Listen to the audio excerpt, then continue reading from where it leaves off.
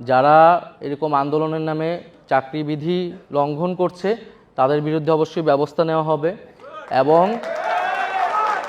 এবং আমাদেরকেও আমরা বলছি যে এখন সময় জনগণকে সেবা দেওয়ার, আমাদের যে গণতান্ত্রিক ট্রানজিশনটা সেইটাকে সঠিকভাবে করতে সহায়তা করার। আন্দোলন খেলা কিংবা তাদের গোষ্ঠী স্বার্থে রক্ষার জন্য কিন্তু এত মানুষ জীবন দেয়নি।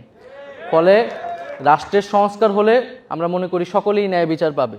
সেই সংস্কারে তাদেরও মত থাকবে, তাদের কথাও শোনা হবে। কিন্তু একটা সংস্কারের মত আসলে তারা যেই রিয়াকশনটা দেখিয়েছে, এটা আমরা মনে করি শুধু এটা তো তাদের নৈতিকভাবেও ঠিক হয়নি এবং তারা বিধিগতভাবেও অনেক লঙ্ঘন করেছে।